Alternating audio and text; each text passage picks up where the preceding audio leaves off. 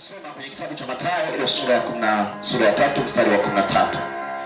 Wakati huo Yesu akaja kutoka Galilaya mpaka Yordani kwa Yohana ili abatizwe.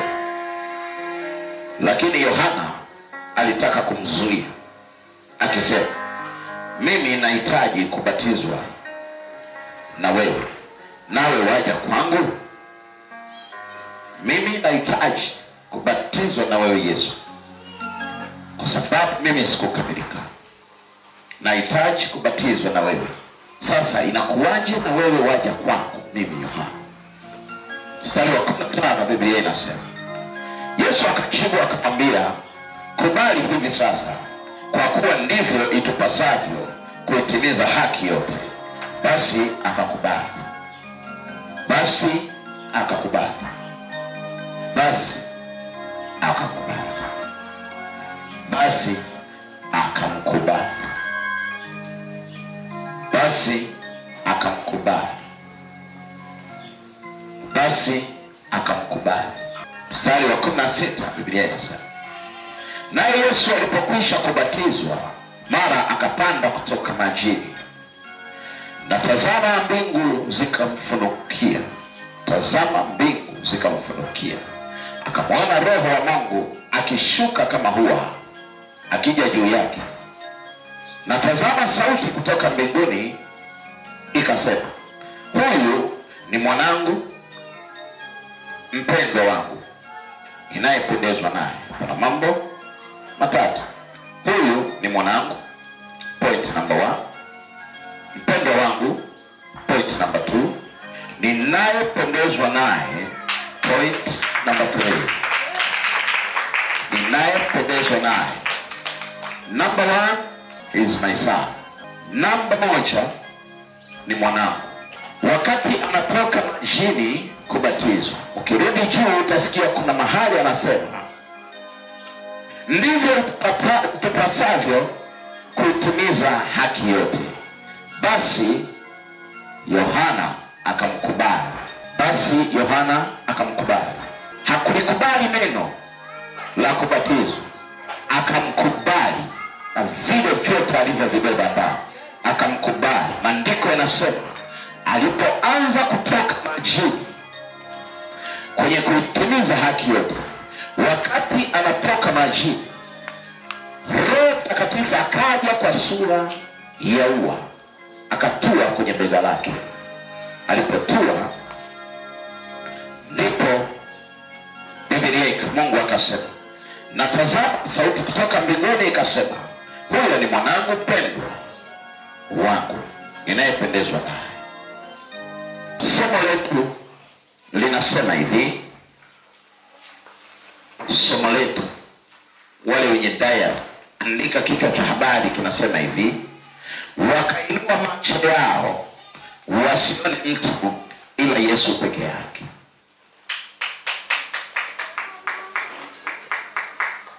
Wakainua macho yao wasione mtu ila Yesu peke yake.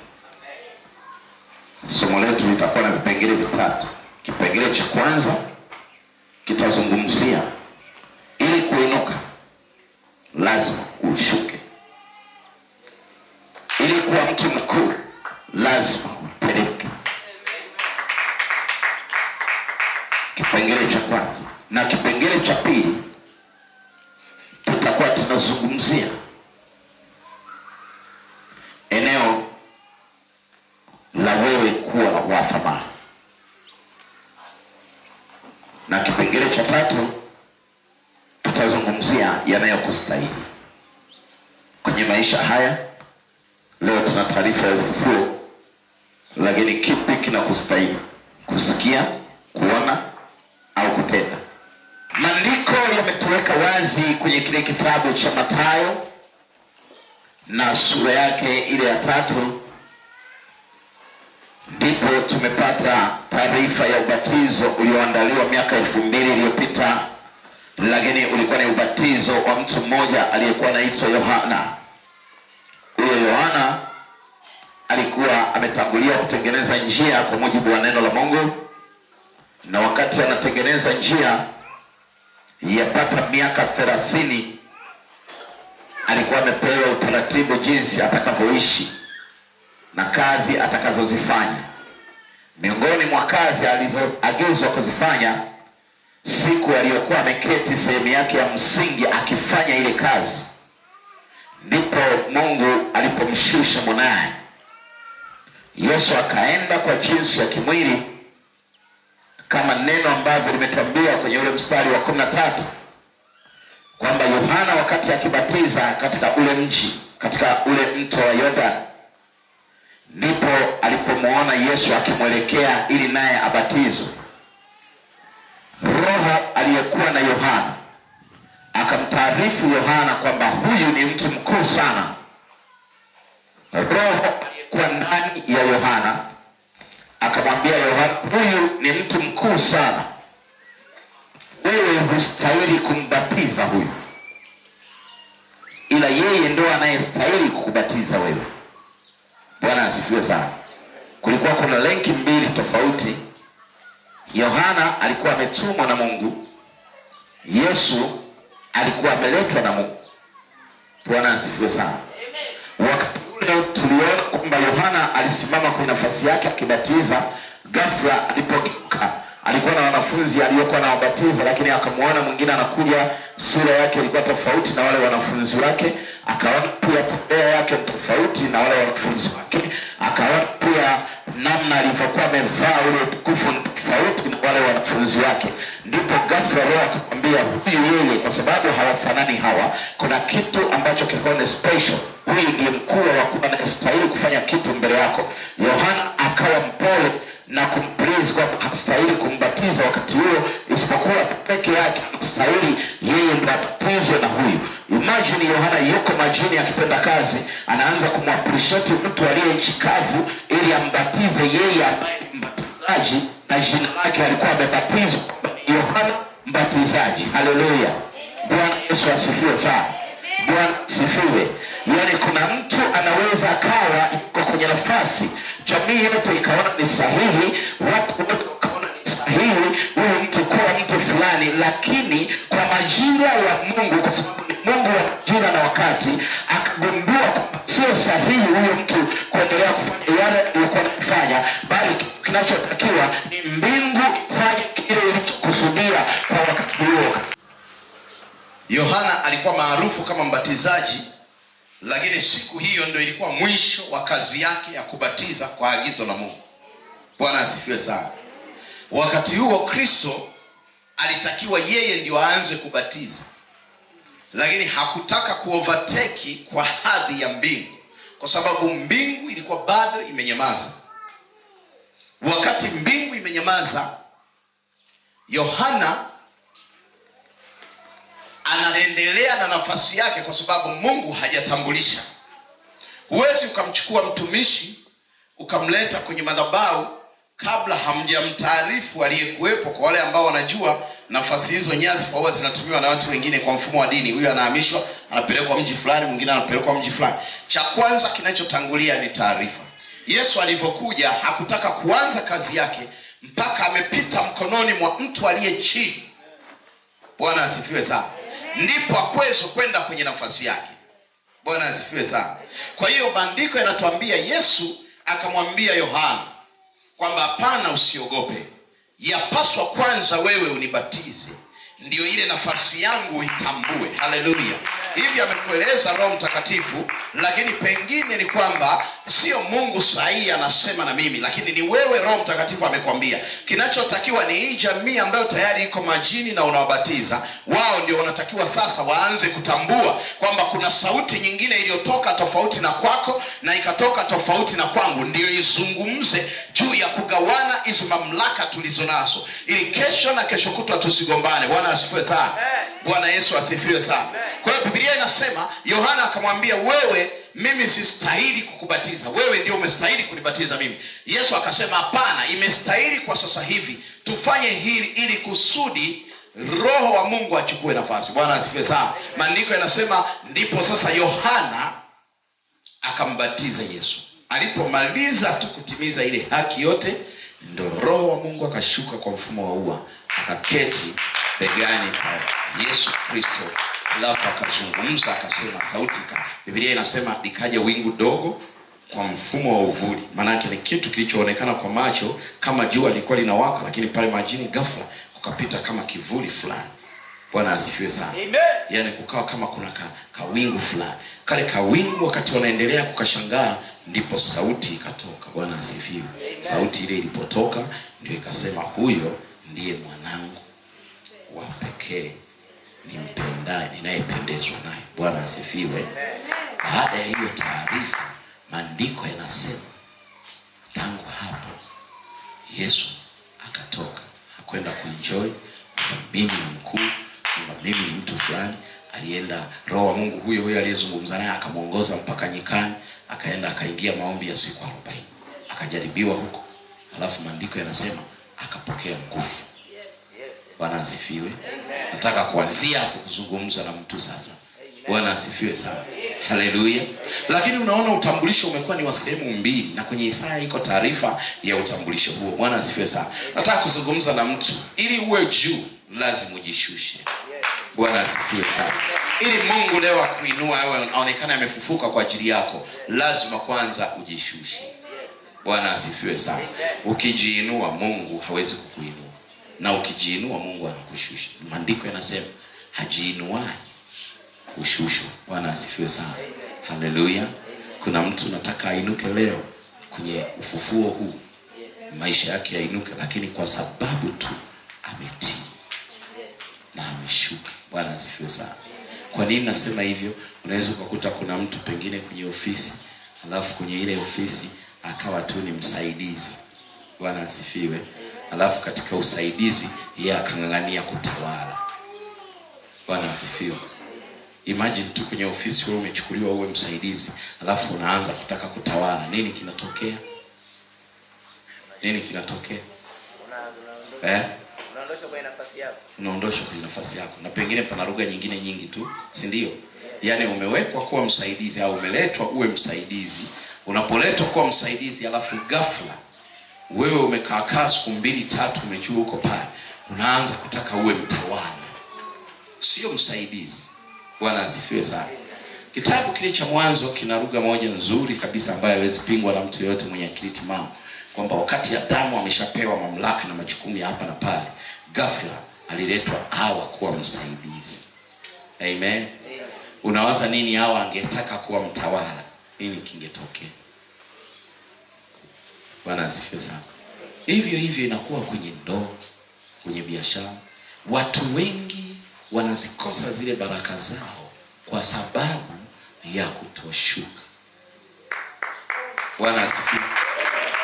Watu wengi wanapogombania nafasi ya juu, anataka awe juu kabla ya wakati wa Mungu.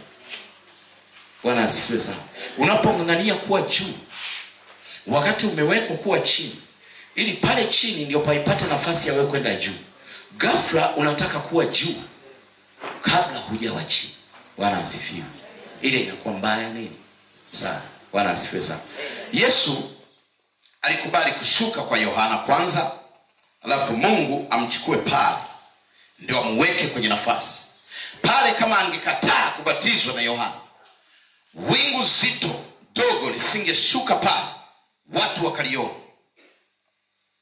na vile vile kusingeonekana Roho wa Mungu akishuka usawa wa ua kukaa mabegani. Vyote hivyo vilifanyika kwa sababu alitangulia kushuka ili abatizwe na mtu ambaye hakustahili kumbatiza. Bwana asifiwe sana. Leo tutahubiri mambo mengi, lakini cha kwanza ninachotaka kukwambia leo, wewe unayekuwa wa kwanza, jifanye wa mwisho. Bwana asifiwe sana. Mtu yoyote anayejifanya wa kwanza huwa hapati kibali. Kama Mungu hajasema, wewe uko pale. Na ikiwa ni Mungu atakupeleka mwenyewe taratibu kabisa. Kwa utaratibu. Labda nianze na mfano huu. Naomba watu 5. Watu 5. Watu tu 5. Sio swala la kudiscuss, kuwa sharp, kwa sababu ukifika kwenye madhabahu ule mfano penyewe tu inakuwa ni sehemu ya wewe kuzoa kitu fulani. Jina la Bwana libarikiwe. 4 au 5. Naomba wengine 2. kitimize kitu fulani. Bwana asifiwe sana. Haleluya. Haleluya. Niombe viti vya idadi yao. Tunakaa shule tu leo, sihubiri, nataka tunielekeze kitu. Na mtu akinielewa hapa, hata kwa matendo, kuna vitu vitafufuliwa kwenye maisha yake. Mkalili hivyo viti vitakavyorudi, nisibuguzi watu wengine. Nipangie hivyo viti, tutazame huko. Kila kitu kiwe nyuma ya kingine. Sasa huyu ni wa kwanza na yule ni wa mwisho. Bwana asifiwe. Yule pale ni wa mwisho, yule ni wa kwanza. Hizi ni huduma. Hii ni ndoa. Hii ni biashara. Hii ni kazi. Bwana asifiwe sana. Huyu kama amekuwa wa kwanza, watu wote hata kama ni shuleni, taarifa ya namba zinazozungumzwa shuleni huwa ni 2 tu. Ya kwanza na ya mwisho. Ndio namba zinazochukua hadhi ya heshima ya ufalme. Ya kwanza itaongelewa kwa uzuri, ya mwisho itaongelewa kwa udhaifu, lakini imeongelewa. Bwana asifiwe sana. Sio kama tunaenda sawa sawa. Huyu ni wa kwanza hata kwenye mtihani, yule ni wa mwisho. Bwana asifiwe sana. Lakini Biblia hiyo inazungumza habari ya huyu, inazungumza habari ya yule. Haizungumzi hao hapo katikati. Bwana asifiwe sana. Maana yake ni kwamba hao walioko katikati hawana hesabu. Wao wanasindikiza wa kwanza na wa mwisho. Bwana asifiwe sana. Yaani huyu na huyu hawana hesabu. Tukianza kufanya research, watu wote watamwangalia huyu na watamwangalia yule. Kwa nini? Kwa sababu Mungu hutenda kazi katika hizi nafasi 2. Mungu hudili na wa kwanza, hudili na wa mwisho. Ukisoma Biblia inaongelea habari ya utukufu wa mwisho wa nyumba hii, utakuwa mkuu kuliko ule wa kwanza. Maana anazungumza mwisho na anazungumza kwanza. Kwenye nafasi, mfano kama kuna nafasi ya bosi yuko hapa, alafu wewe mtumwa uko pale, ukaforce kujipenyeza uje ujilinganisha na mamlaka haya, yatakushinda. Kama ni mke uko kwenye nyadhifa hizi, huyu kawekwa hapa au umewekwa kule, alafu wewe ukaforce kutaka kupenya ujilinganishe na hii nafasi, yatakushinda. Sijifanya mnielewe. Mnisikilize kwa makini. Bwana asifiwe sana. Huyu ni roho. Yaani hapa hata kama unajua, unaonekana hujui kitu. Kwa sababu gani? Mtu mwaminifu anaitumikia nafasi yake vilivyo, kama vile hatatumika tena. Iwe ni ya kwanza, iwe ni ya mwisho. Mtu akiwa kwenye nafasi ya kwanza, siku zote anaongeza bidii hii nafasi isimtoroke. Na mtu anapokuwa wa mwisho, siku zote anaitumikia ile nafasi ya mwisho kuingizia bidii awe wa kwanza. Bwana asifiwe. Sasa ninachotaka kuzungumza hapa ni nini? Huyu ukimuuliza nafasi yake, ukiwauliza watu hawana tathmini. Kija kwa huyu dada japokuwa ni mzuri na nini, lakini nafasi yake hawana tathmini. Kija kwa kijana hapa, niende sana, amenyenyekea kanisani, ametulia vizuri sana, nafasi yake hivyo hivyo. Ukija pale kwa mzee wa hekima, Nathanieli ameokoka kuliko wote, lakini bado na yeye ni yale yale. Bwana asifiwe sana. Ukienda kwa mzee Kevi pale, mzee mnyenyekevu, lakini yale yale. Ila hawa wote ni wa muhimu sana. Tatizo tu ni kwamba namba zao hazijulikani. Bwana asifiwe. Haleluya. Sasa basi, ili Mungu aonekane yuko kazi, anapotaka kujitambulisha kwenye kundi la watu, iwe kwenye familia, iwe kwenye jamii, Mungu huja na kuzungumza na huyu na kutengeneza mazingira ya huyu kuwa kwenye nafasi ya kwanza. Sio yeye huyu kutafuta nafasi ya kwanza. Hapana. Huyu lazima anyenyekee, atii, ashuke, matendo yake amche Bwana kwa mfumo mzuri, kwa ibada za maana, siku moja Mungu tu anakuja anamchukua anamweka mbele, na sio kwa faida yake, ni kwa faida ya utukufu wa Mungu na watu wengine kujua kumbe mahali fulani Mungu yupo. Huyu alikuwa ni maskini wa kutupa, alikuwa hajulikani wala haonekani kwenye jamii, hata akifika kanisani hajulikani, anatupwa nafasi za mwisho, lakini leo Mungu ameanza naye, kampa mume, kampa mke, kwa sababu huyu ni wa mwisho. Bwana asifiwe sana. Bwana Yesu asifiwe sana. Lakini sasa hebu twende kwako wewe ambaye umekalia hicho kiti kwa huruma. Kwa hali yoyote ulionayo, ukinyenyekea, iwe kwenye ofisi, iwe kwenye biashara, iwe kwenye kazi, ukijishusha, ukaweka hekima, ukaweka uaminifu, usifikiri hiyo nafasi utakuwa nayo agano. Hiyo nafasi huwa ni ya kupitia, ili baadaye ukiwa pale ikupe ushuhuda wa nafasi hii ya kwanza. Mungu awabariki. Mnaweza kwenda pale niendelee kuzungumza vizuri juu ya hiki kitu ninachotaka kuzungumza. Bwana asifiwe sana. Lakini pointi yangu ni kwamba yule aliye wa mwisho ajue atakapokaa vizuri na Mungu atakuwa wa kwanza. Na yule aliye wa kwanza akifanya mzaha, akajiamini na kujiinua, Mungu atamshusha. Bwana asifiwe sana. Sasa basi